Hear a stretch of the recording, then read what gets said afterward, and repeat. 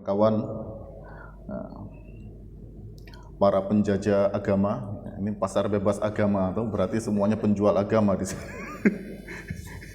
Nah, begini kawan-kawannya, tolong jangan berharap kalau Nongki ini bahasannya akan soleh ya. Nongki tidak pernah mengangkat topik yang soleh gitu ya. Nongki tidak pernah berbicara apakah Allah itu berjisem zat Allah gitu ya. Nongki tidak pernah bicara itu gitu ya. Jadi Nongki mencoba mengangkat topik-topik yang minoritas atau bahkan tidak pernah disinggung di kalangan umat Islam gitu. Salah satunya kita pada pagi hari ini Nongki serial pertama, Nongki serial baru yang pertama ini kita mengangkat pasar bebas agama. Gitu. Tadi dari Ustadz Arif beliau sudah menjelaskan berangkat dari Profesor Brian S. Turner dan bagaimana kaitannya dengan pengalaman keberagamaan umat Kristiani, gitu. Walaupun sebagian pasti akan menolak istilah Kristiani itu, gitu. Sekarang sebenarnya tadi sudah disampaikan Ustadz Arif, kan saya hanya numpang komen saja di status beliau, gitu. Kemudian Nongki ini berjalan, saya mencoba melihatnya dari perspektif yang lain, dari Peter Berger dan Kunto Wijoyo. Peter Berger ini seorang guru besar sosiologi dari Amerika, dan Kunto Wijoyo ini pendidikan S2 dan S3-nya di Amerika. Ya. Sehingga bagi kawan-kawan khususnya SID yang selama ini mempelajari Kunto Wijoyo secara khusus tidak untuk memahami Kunto harus mempelajari Peter Berger. Karena banyak sekali pemikirannya Kunto yang terinspirasi dari Peter Berger kemudian Kunto kembangkan dalam konteks keislaman gitu. Salah satunya mengenai pasar bebas agama ini. Ya. Jadi pasar bebas gagasan agama atau pasar bebas agama, istilah ini digunakan oleh Peter Berger dalam buku beliau The Sacred Canopy. Terjemahan bahasa Indonesianya itu apa, Fer? Langit suci ya. Langit suci kalau tidak salah gitu. Frase itu digunakan secara khusus oleh Peter Berger untuk mengamati keberagamaan umat Kristiani di Amerika. Tadi sudah disinggung oleh Ustadz Arif gitu ya. Nah, pada intinya pembahasan Peter Berger itu ya Protestan sesat gitu. Tapi masalah teologinya bagaimana, sejarahnya bagaimana, tadi Ustadz Arif yang memiliki otoritas terkait dengan itu. Nah, bagaimana dengan umat Islam?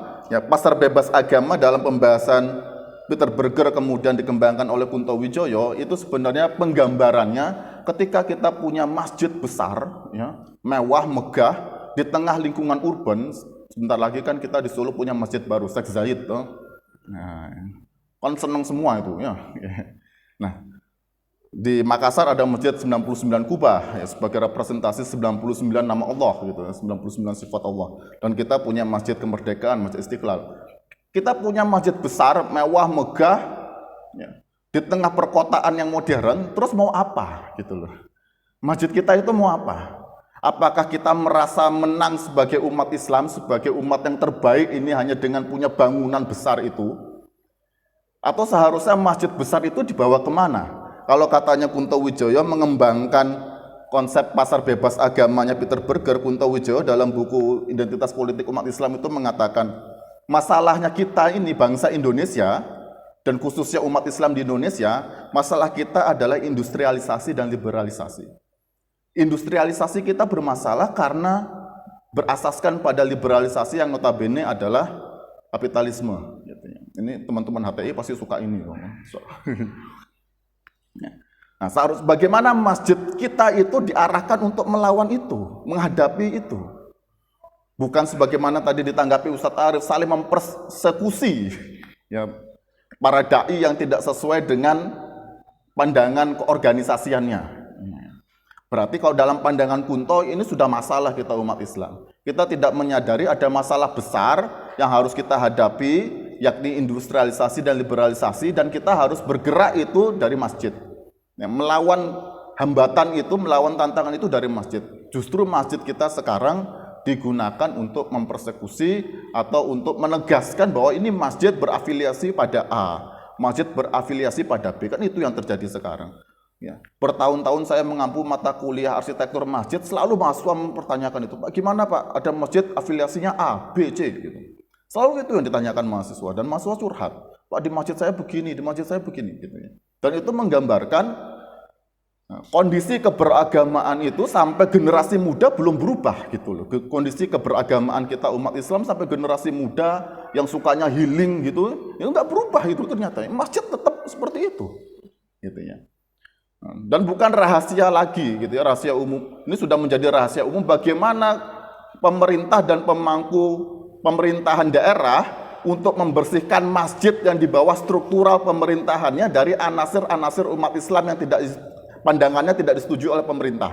Nah, itu sudah ada strateginya itu ya. Cuma belum diekspos gitu. Nanti suatu saat kita akan bicara itu ya. Cara mudahnya gampang ya. Renovasi masjid, bongkar masjidnya, bangun yang baru, kepengurusan yang lama dibekukan. Nah, nanti masjidnya jadi yang baru, kepengurusan yang baru dipilih ya gitu. Itu begitu caranya sekarang ya. Nah, bagaimana Peter Berger membahas pasar bebas agama? Peter Berger memasukinya dari pembahasan sekularisasi yang tadi sudah disampaikan oleh Ustaz Arif. Di dalam buku The Sacred Canopy itu Peter Berger mengatakan istilah sekularisasi itu sudah istilah yang sangat tua sekali. Ya, kok tidak salah dalam bahasa Latinnya saeculum ya, yang berarti di sini dan masa kini gitu ya. Nah, Peter Berger mengatakan di dalam buku itu di abad-abad kekristenan lampau itu istilah saeculum atau sekularisasi dimaknai menjadi dua. Yang pertama adalah ketika terjadi peperangan antara negara dengan agama, ya, istilah itu digunakan untuk mengambil alih kekayaan gereja untuk diambil oleh para raja atau kerajaan atau pemerintah gitu ya. Itu yang pertama. Kemudian yang kedua, di dalam hukum Romawi sekularisasi ini digunakan diperuntukkan bagi orang-orang beragama, ya, pemuka agama Kristen gitu ya, yang kemudian beraktivitas pada ranah keduniaan, ikut dalam aktivitas perekonomian dan lain sebagainya. Ya, istilah itu digunakan dalam dua konteks itu dalam masa-masa lampau kekristenan, kata Peter Berger. Kemudian Peter Berger mengidentifikasi dalam konteks zaman modern sekularisasi ini bermakna dua. Yang ini juga digunakan Kunto di dalam berbagai buku Kunto, salah satunya Identitas Politik Umat Islam. Ya, ada sekularisasi objektif, bagaimana kehidupan sehari-hari kita dengan lembaga utamanya adalah lembaga perekonomian yang ditopang oleh lembaga politik itu dipisahkan dari lembaga keagamaan. Ya, sekularisasi itu terjadi secara struktural. Itu simbol-simbol ajaran-ajaran agama ini tidak boleh merembes sampai memasuki pasar. Nah, biarlah lembaga perekonomian dengan pasar bebasnya itu berjalan sendiri tanpa dipengaruhi oleh lembaga agama, gitu ya. Begitu juga dengan pendidikan, dengan politik, milih pemimpin nggak usah pakai agama, gitu ya. Itu sekularisasi objektif. Sementara sekularisasi objektif ini juga mempengaruhi munculnya sekularisasi subjektif, kata Peter Berger. Kesadaran manusia itu terpengaruh untuk terbiasa hidup sehari-hari tanpa melibatkan agama dalam seluruh aspek kehidupannya. Ya, karena lembaga itu dipisahkan, gitu ya. Sehingga manusia barat di Amerika, khususnya Peter Berger, itu sudah terbiasa hidup sehari-hari tanpa membutuhkan otoritas agama sebagai penafsir dalam hidupnya dia. Dia mau hidup ini tujuannya apa? Makna hidupnya itu sudah terbiasa melepaskan dari agama, gitu ya. Kalau katanya Kunto Wijoyo, ini mengakibatkan dampaknya pada umat Islam ini terbiasa dalam hidupnya sehari-hari menafsirkan hidupnya berdasarkan lembaga ekonomi. Jadi industrialisasi ketika merembes ke umat Islam ini menjadi terbiasa hidupnya ini serba ekonomi. Jadi lembaga utamanya adalah lembaga perekonomian. Dan terbiasa mensubordinasi lembaga keagamaannya dia, gitu ya. Pokoknya urusan sehari-hari, urusan duit, gitu. Dan umat Islam terbiasa dalam hidupnya sehari-hari bergantung pada penafsiran ekonomi ini untuk memaknai hidupnya. Apa-apa diukurnya dengan keuntungan materi. Bahkan sekarang banyak tuh keluar buku itu menjadi kaya cara sufi. Oh, jadi sufi kok kaya gitu ya. Gitu. Nanti kita akan mendapati fenomena itu ya. Nah, kata Peter Berger, sekularisasi objektif dan subjektif ini di Amerika khususnya ya, itu cenderung mudah dialami oleh penganut Protestan dan Yahudi daripada yang Katolik. Gitu. Karena dalam ulasan Peter Berger, Protestan dan Yahudi ini cenderung untuk merasionalisasi agamanya. Jadi unsur-unsur yang suci, yang sakral itu dihilangkan. Tidak seperti Katolik dengan berbagai sakramen yang nanti Ustadz Arif yang akan menjelaskan itu. Yang menjadikan susah umat Katolik itu tersekularisasi secara penuh karena masih bergantung dengan gereja yang punya beragam sakramen itu ya. Dengan rutinitas kesucian keramatnya dan lain sebagainya. Kalau yang Protestan dan Yahudi itu lebih mudah. Dan yang menariknya begini, Peter Berger mengatakan sekularisasi ini lebih mudah dialami oleh pria daripada wanita. Ini pernyataan Peter Berger yang menarik, tapi sama Peter Berger tidak dijelaskan secara lebih lanjut. Apa maksudnya? Ini bisa menjadi penelitian kawan-kawan di sosiologi ya. Apakah benar yang pria ini lebih mudah tersekulerkan daripada yang wanita gitu ya? Kalau kita simak kan di sosial media khususnya Facebook ya, kalau yang Instagram itu kan anak-anak labil itu ya, anak-anak senja gitu ya, healing segala macam itu ya, lama-lama hilang mereka itu. Ini di Facebook ini kan sudah senior-senior, saya perhatikan kalau yang teman-teman senior ini kan pembicaraannya masalah poligami segala macam. Nah ini gimana ini ya? Ini tersekulerkan atau ini harus dikaji itu ya. Nah, lalu mengapa di dalam Protestan dan Yahudi itu lebih mudah tersekulerkan secara objektif maupun subjektif, katanya Peter Berger? Karena di dalam dua agama Protestan dan Yahudi tadi ada kecenderungan individualisasi manusia. Manusia itu seperti dia sebagai aktor sejarah yang utama di hadapan Tuhan. Nanti Ustadz Arif mungkin bisa menjelaskan bagaimana dalam konteks Katolik gitu.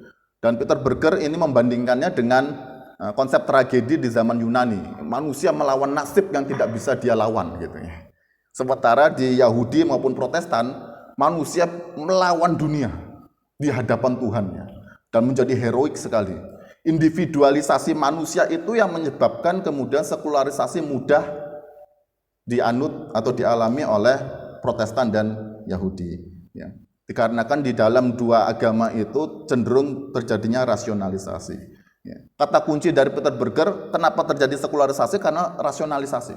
Rasionalisasi itulah yang membuang aspek-aspek kesucian, baik dalam teologi Protestan maupun dalam ekonomi industri yang modern. Ya. Di dalam perekonomian modern yang kapitalistik itu kan rasional, ya, rasional sekali. Ya. Kalau katanya Jürgen Habermas itu kan rasional instrumental. Orang nggak mikir lagi buat barang buat apa, bisa nggak buat gitu ya. Pertanyaannya bagaimana caranya, bukan mengapa. Kayak Elon Musk itu ke Mars, bisa nggak? Bisa. Tapi nggak pernah terbersit pertanyaan mengapa. Karena kalau pertanyaan mengapa itu diajukan, difikirkan, manusia nggak progresif gitu ya. Apa ini harus ke Mars ini? Semuanya jadi filosof ini, ya, bukan jadi teknolog. Saya pernah ditanya sama mahasiswa, Pak, kenapa di teknik kok nggak ada mata kuliah filsafat ilmu? Ya nggak bisa jadi teknolog kalian. Ya. Karena salah satu pertanyaan filsafat kan mengapa? Kalian sudah susah-susah buat mobil listrik, terus kalian tanya, mengapa harus buat? Nggak jadi-jadi, besok harus presentasi hibah dana penelitian. Gitu ya. Rasionalisasi itu berujung pada pertanyaan bagaimana caranya? Bagaimana caranya ke Mars? Bisa. Tapi mengapa ke Mars nggak ditanyakan? Coba sekarang cek ya, di berbagai prodi itu kan cenderung pertanyaan mengapa itu hilang. Ya, secara di kurikulum ya, yang bermuatan filsafat itu menghilang. Ya. Karena agar prodi itu bisa langsung konteks dengan industri. Industri itu berarti bekerja menghasilkan sesuatu, produk. Dan pertanyaannya bagaimana caranya? Kalian membuat, mereka menjual. Kalau semuanya, coba buruh di pabrik itu, mengapa aku di sini, kan bubar itu pabrik. Iya. Sehingga nggak boleh bertanya mengapa, karena pertanyaan mengapa itu berarti menimbulkan kekritisan. Pabrik nggak butuh itu, industri nggak butuh itu. Industri butuh kalian bisa kerja menghasilkan sesuatu dengan target yang sudah ditentukan oleh manajemen. Gitu ya. Nah, jadi kata Peter Berger, semuanya itu berawal dari rasionalisasi. Dan kata Peter Berger, itulah yang menyebabkan Kristen itu sedang menggali kuburnya sendiri, khususnya Protestan, gitu ya. Dengan mereka menjadi tersekularisasi. Lalu bagaimana agama di dunia modern? Kata Peter Berger, dunia modern ini dunia yang penuh dengan kekacauan ekonomi. Di dalam bukunya The Revolution Capitalis, ya, bagaimana Peter Berger menggambarkan dunia perekonomian modern itu kejam sekali, ya. Kemudian di dalam buku beliau The Pyramid Sacrifice, ya, piramida kurban manusia, terjemahan bahasa Indonesia, itu juga menceritakan kapitalisme dengan marxisme, komunisme sama saja, kejam gitu semuanya, ya. Yang menyebabkan dua hal. Pertama, manusia tidak bisa makan, ya, karena sumber daya ekonomi itu diborong orang-orang kaya, banyak kelaparan terjadi di mana-mana. Kemudian yang kedua, banyak manusia hidup tanpa tujuan. Di dalam buku piramida kurban manusia, ya. Industrialisasi yang diasaskan oleh kapitalisme maupun komunisme, kita harus mengorbankan manusia. Banyak manusia mati nggak bisa makan, banyak manusia mati karena dia nggak tahu tujuan hidupnya. Jadi dia sekedar hidup saja. Nah, di sini di dalam buku The Sacred Canopy itu Peter Berger mengatakan sebenarnya ada ruang bagi agama untuk bisa tetap eksis di dunia modern di mana manusia itu mengalami krisis dalam makna hidupnya. Karena makna hidup itu diberikan oleh agama. Jadi Peter Berger mengajak agama itu masuk ke sana, dan itu diikuti oleh Kunto Wijoyo. Sehingga Kunto Wijoyo di dalam buku beliau Budaya dan Masyarakat membahas di mana agama harus masuk di dalam proses simbolik. Ya, budaya modern ini budaya yang ekonomik, gitu ya, untung rugi, budaya yang mekanis. Orang itu krisis hidupnya masalah makna, gitu ya. Orang sudah terbiasa bangun pagi ke stasiun, kerja segala macam, pulang malam, itu sudah otomatis orang itu tanpa dia punya waktu jeda untuk mempertanyakan kenapa aku harus hidup seperti ini. Nah, dan proses simbolik itu adalah proses pemaknaan hidup, harus diberikan jeda orang itu untuk bertanya. Di sana agama masuk. Jadi Kunto Wijoyo menggunakan pintu masuk yang sama dengan Peter Berger. Ya. Kemudian dari krisis kebermaknaan hidup itu, Peter Berger kembali mengulasnya dalam konteks sekularisasi objektif dan subjektif. Dalam sekularisasi objektif, manusia dalam kehidupan sehari-hari ini sebenarnya dia bingung, ya, karena lembaga perekonomian itu menghabisi lembaga-lembaga yang lain, termasuk lembaga keagamaannya dia. Dan di dalam kesadarannya, sekularisasi subjektif, manusia menjadi tidak punya kepastian hidup. Karena lembaga agama yang memberikan kepastian hidup itu dihabisi, gitu ya, oleh lembaga perekonomian. Nah, disinilah kata Peter Berger, lembaga ekonomi itu menghabisi hidup manusia dalam konteks zaman modern, yang seharusnya agama bisa masuk ke sana. Nah, bagaimana kemudian Peter Berger mengamati relevansi agama, bagaimana agama itu masuk khususnya di masyarakat Amerika Serikat yang Protestan. Kata Peter Berger, ini agama bisa masuk di kelas masyarakat menengah, ekonomi menengah.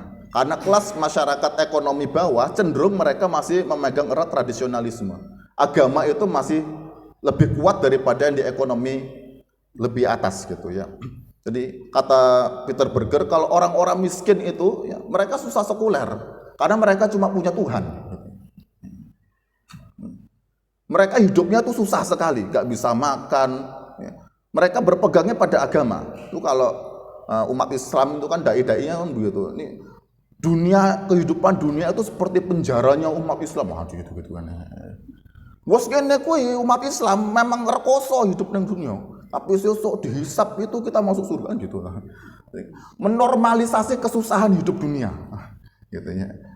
Kalau bahasa kerasnya Karl Marx itu, ya, agama itu candu jadinya, gitu ya. Agama ini bukan menolong, justru dia memberikan apa istilahnya, kesadaran palsu, menikmati penyiksaan hidup itu, gitu. Seperti orang ngisep candu, gitu ya. Ya kan dia ngefly, gitu ya.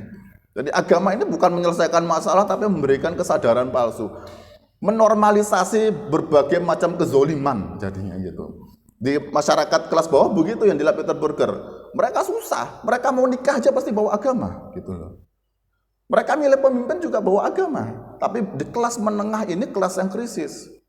Mereka kelas pekerja, ya, kelas manajemen, ya, lulusan perguruan tinggi, pinter-pinter, perekonomiannya oke, dan mereka mengalami krisis hidup di sana. Buat apa mereka hidup? Nah, agama harusnya masuk ke sana, gitu ya. Melebarkan pasarnya agama, gitu. Nah, tetapi kata Peter Berger, ketika agama ini ingin menyasar kelas menengah, nggak bisa langsung kelas menengah menerima, karena mereka sudah terbiasa memposisikan dirinya sebagai konsumen atau nasabah. Nah, gitu ya.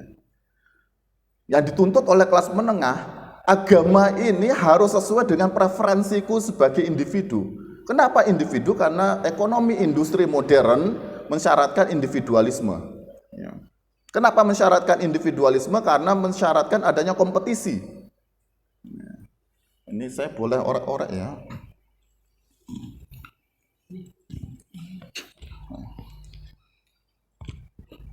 Ngapunten Ustaz, pamit Ustaz.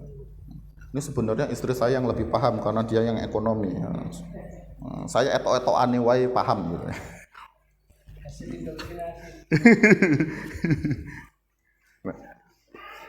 Ketika kapitalisme yang beranggapan kesuksesan hidup adalah akumulasi keuntungan materi gitu ya, dan ini disyaratkan adanya persaingan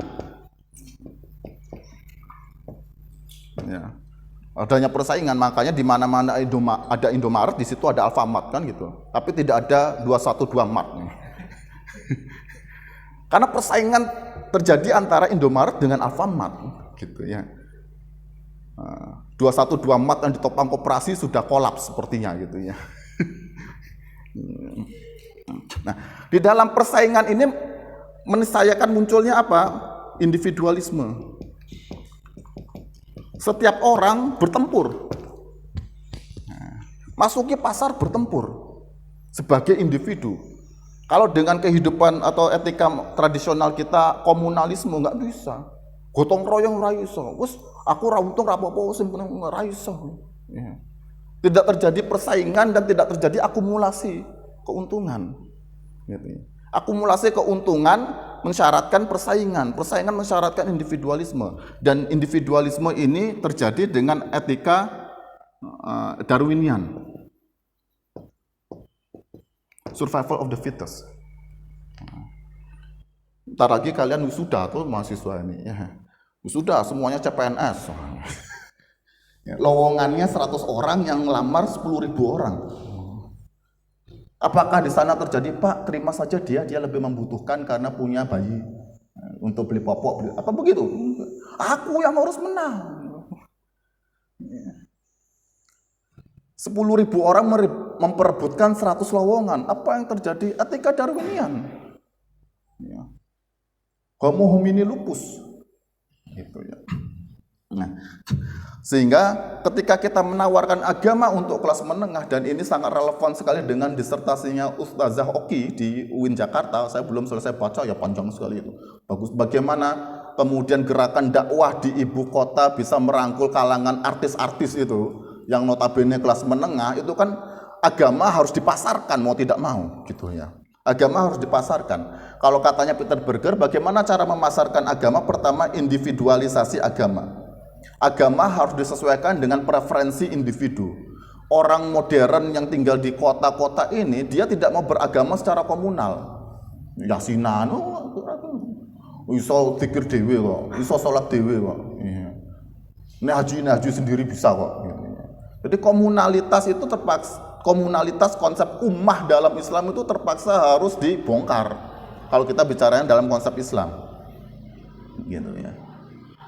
Mungkin ini yang dimaksud oleh Peter Berger dengan tadi orang yang menerabas kebenaran gereja gitu ya. Kulaan. Kan aku nggak mau masuk satu gereja, pengennya campur-campur ekletik gitu ya. Gitu. Agama harus disesuaikan dengan preferensi individu, dan ini nanti kata Peter Berger, agama itu harus mau terus berubah sesuai dengan preferensi pasarnya.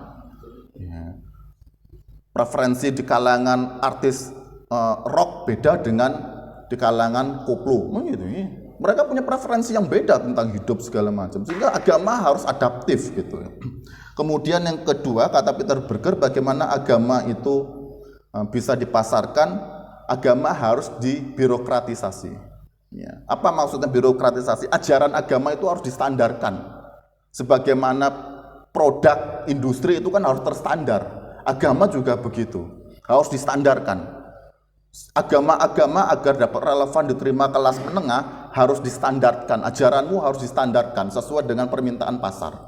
Nah, gitu. Nanti kita akan bahas. Itulah yang disebut oleh Peter Berger dengan pluralisme agama. Jadi pluralisme agamanya Peter Berger itu pasar bebas agama. Agama dipasarkan untuk kelas menengah, dijadikan sebagai preferensi individu dan dibirokratisasi. Nah, apa yang dimaksud birokratisasi dan pasar bebas agama oleh Peter Berger? Pertama, agama itu sangat bergantung pada kemauan subjektif pasarnya, konsumennya. Disesuaikan. Saya tidak tahu ya apakah relevan dengan pengalaman keberagaman saya apa tidak, tapi pengalaman keberagaman saya yang lahir dari orang tua yang awam agama itu, sehingga saya harus mencari agama di luar rumah, dari satu masjid ke masjid yang lain, dari satu komunitas agama Islam ke komunitas agama Islam yang lain. Saya menemukan banyak orang yang mencari agama Islam gitu ya. Saya mendapatkan dua, ketika saya bergabung dengan jamaah tabligh, ketika saya semester 7 kalau nggak salah, karena saya cepat lulus, skripsi saya mantap, itu jamaah tabligh punya resepnya itu. Ini, jadi saya dulu dikasih amalan sama jamaah tabligh. 1 hari sebelum saya ujian skripsi itu saya dibuatkan amalan khusus sama teman-teman jamaah tabligh, semuanya iktikaf baca zikir untuk saya lulus skripsi. Keren itu.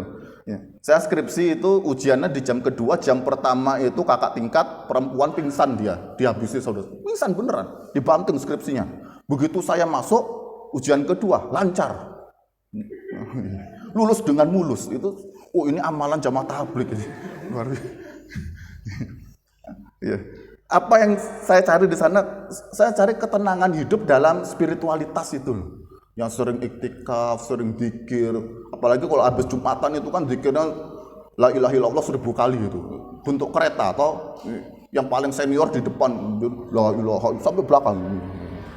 Dan di dalam la ilaha illallah 1000 kali itu ada ketenangan gitu loh. Ya. Gitu. Kemudian setelah saya lulus S1 saya pindah ke Salafi. Di Salafi juga modelnya sama. Orang-orang kota itu kalau tidak ke jamaah tabligh karena spiritualitasnya ya, komunalitasnya itu, di Salafi itu mereka ingin mendapatkan kepastian dalam hidup, fikih. Endi to sing haram, endi sing halal, itu harus jelas gitu loh. Dan itu cocok dengan kepastian itu. Ya. Seperti mereka kan orang-orang pekerja itu harus jelas, pasti. Gitu. Masuk jam sekian, pulang jam sekian. Kalau lembur dibayar sekian, pasti semuanya. Weekend libur. Kalau weekend kerja tambahan jam sekian. Salafi bisa memberikan itu. Wes ora apa-apa, ada spiritualitas enggak apa-apa. Yang penting ada kepastian hukum. Beragama tuh yang pasti-pasti wae gitu. Itu pengalaman saya gitu. Kemudian yang kedua, seperti tadi ya, agama menjadi bergantung pada preferensi nasabah. Agama menjadi persoalan psikologis. Ya, realitas objektif agama itu hilang gitu ya. Realitas Tuhan, realitas akhirat juga sebagai realitas yang mengatur manusia itu hilang. Manusia saya yang ngatur gitu loh ya. Kemudian yang ketiga, agama menjadi mode gitu. Kata Peter Berger. Karena agama harus terus berubah ya, sehingga akan muncul mode agama Islam A, mode agama Islam B, segala tergantung nasabah atau konsumennya itu. Kemudian yang keempat, agama hanya mengurusi persoalan pribadi, ya, individualisasi, sehingga agama fokus pada akhlak individual, kebajikan pribadi. Gitu, ya. Wes, ora usah ngomong negara, ora usah ngomong pasar, yang penting jadi manusia sing apik, kerja habis-habisan, ya, dapat uang banyak, nikah, umroh, nek haji, mati husnul khotimah. Terlepas di tempat kerjanya dia dieksploitasi. Gitu ya. Kapitalisme Islami mungkin nanti bisa dijelaskan Ustaz Arif ya. Mengeksploitasi buruh diawali dengan basmalah, diakhiri dengan hamdalah. Gitu ya. Nah, dalam menghadapi logika pasar agama ini, Peter Berger memilih tipe yang pertama, kartelisasi agama. Gitu. Karena apa? Karena dalam pasar bebas agama yang bertarung bukan hanya agama tetapi juga ideologi-ideologi non-agama. Apakah komunisme, marxisme, apakah sosialisme yang tanpa agama itu juga bertarung memperebutkan massa kelas menengah ini khususnya. Mereka feminisme gitu, mereka bertarung liberalisme untuk menawarkan makna hidup gitu ya. Menawarkan hidup ini harus apa, sehingga kata Peter Berger agar agama ini menang dalam pasar bebas itu, buat agama ini buat kartel saja lah, ngumpul agama-agama, distandarisasi agamamu, kita kuasai pasar, monopoli pasar ini dengan standarisasi itu untuk melawan isme-isme yang lain di luar agama. Bagaimana cara kartelisasi? Kita sepakat hanya ngomongin masalah kebajikan individu. Gitu aja. Sehingga disinilah wacana pluralisme semua agama sama segala macam dimaknai secara sosiologis oleh Peter Berger gitu ya. Itu sebagai salah satu standarisasi agama caranya. Semua agama sepakat kemudian ngomong pluralisme, semua agama benar, semua agama sama segala macam gitu. Tetapi Peter Berger juga menawarkan opsi kedua, agama sebagai pemahaman tradisional, agama yang resisten terhadap pasar gitu ya. Tetapi kata Peter Berger ini pilihan yang susah, khususnya bagi Protestan di Amerika. Tapi pilihan ini yang dipilih oleh Kunto, nggak bisa. Islam dijadikan kartel itu nggak bisa. Islam harus masuknya ke tradisionalisme agama. Islam harus dilihat sebagai Islam utuh. Islam yang utuh itu kemudian kita bertarung di pasar agama ini. Kita melawan kartel agama dan kita melawan isme-isme selain agama. Gitu. Bagaimana caranya kata Kunto? Ya kita harus punya umat kecil ini terinspirasi dari Arnold Toynbee, creative minority-nya Arnold Toynbee. Kita buatlah komunitas kecil itu dulu gitu. Nggak usah ngomong umat sak dunia tuh nggak usah. Nggak usah ngomong umat Islam se-Indonesia, susah gitu. Kata Kunto, kita mulai yang kecil-kecil dulu, persiapkan dulu SDM ini untuk membawa Islam ke tengah pasar itu, agar tidak bergabung dalam kartel agama maupun tidak kalah dari ismu-ismu yang lain. Di mana dimulainya? Di masjid kampus, kata Kunto. Harusnya masjid kampus ini mempersiapkan intelektual Muslim dalam rangka memasukkan Islam ke pasar agama itu. Tapi kan masjid kampusmu sekarang dipakai untuk pranikah, susah ini.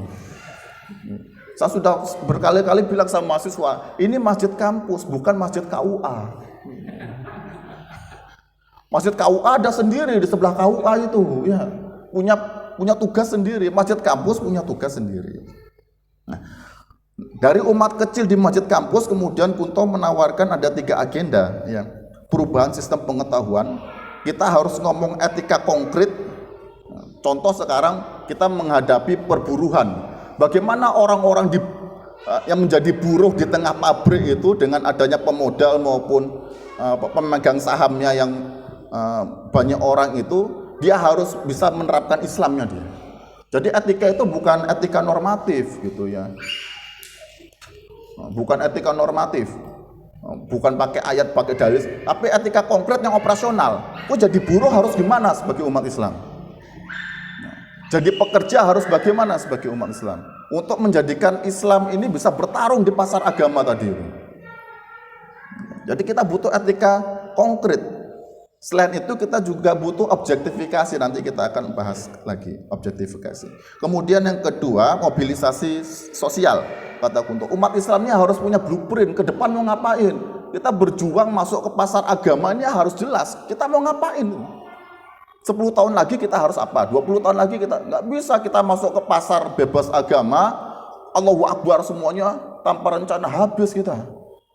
Karena ada kartel agama, ada ismu-ismu yang lain. Jangan-jangan nanti Islam disubordinasi jadi feminisme Muslim segala macam, jadi kapitalisme Muslim. Itu kan menandakan kita tidak punya blueprint. Kita tidak punya goal, mau ngapain kita itu masuk ke pasar bebas agama. Kemudian yang ketiga, mobilisasi budaya. Bagaimana mobilisasi budaya diterapkan? Dengan kita punya perangkat ilmunya. Yang Kunto tawarkan dengan ilmu sosial profetik. Untuk memasuki pasar bebas agama kita butuh perangkat ilmu. Perangkat ilmunya ilmu sosial profetik. Gitu. Ilmu sosial profetik itulah yang kita gunakan untuk bertarung di pasar bebas agama tadi. Nah, ini agenda-agenda yang ditawarkan Kunto, ya. ada masalah kerusakan ilmu pengetahuan, ketimpangan sosial ekonomi, kesadaran dan kondisi psikologis, gerakan dakwah, budaya Islam, masjid, kepemimpinan negara dan demokrasi, dan persatuan bangsa dan antar umat Islam. Jadi Islam masuk ke pasar bebas agama dengan isu-isu ini, gitu, kata Kunto.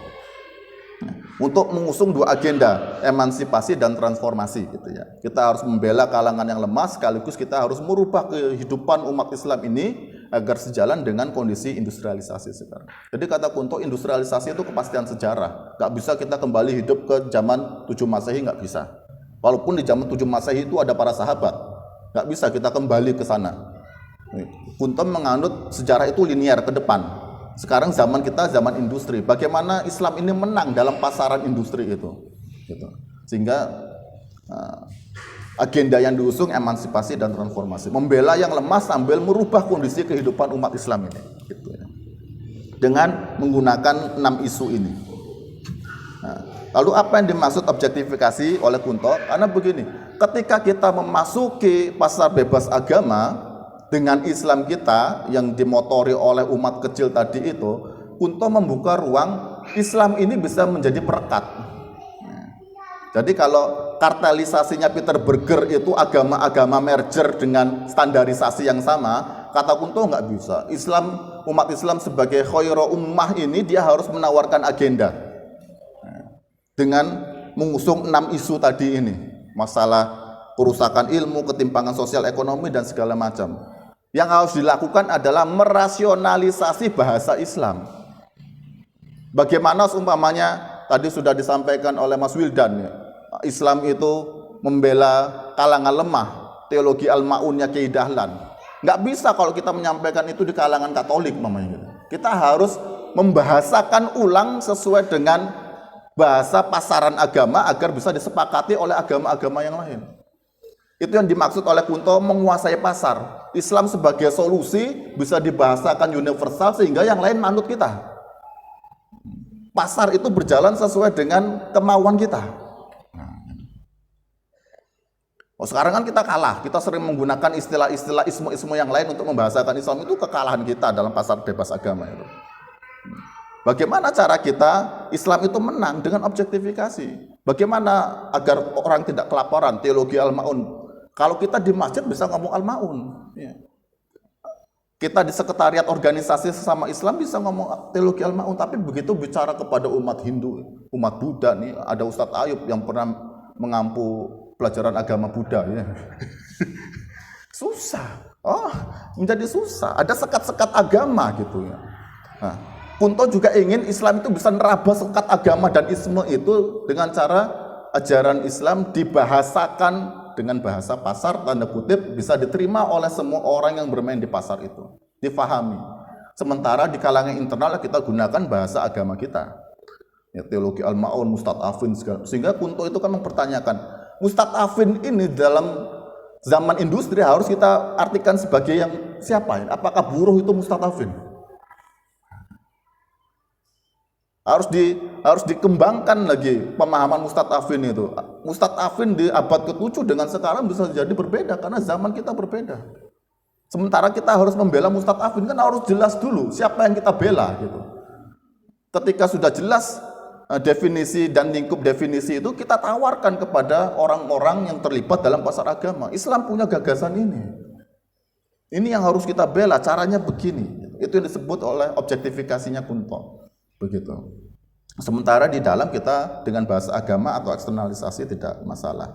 Nah, ini hanya konkretisasi dari isu-isu tadi yang ditawarkan Kunto. Ada 6 isu yang harus kita usung dengan objektifikasi di ruang pasar bebas agama tadi.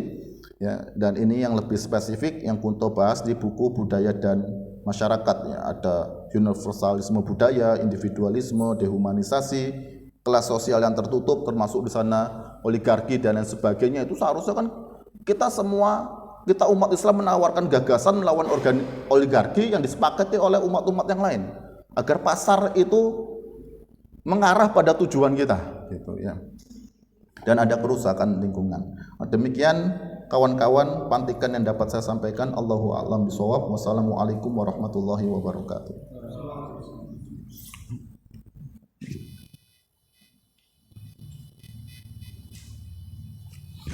Setelah dari materi kedua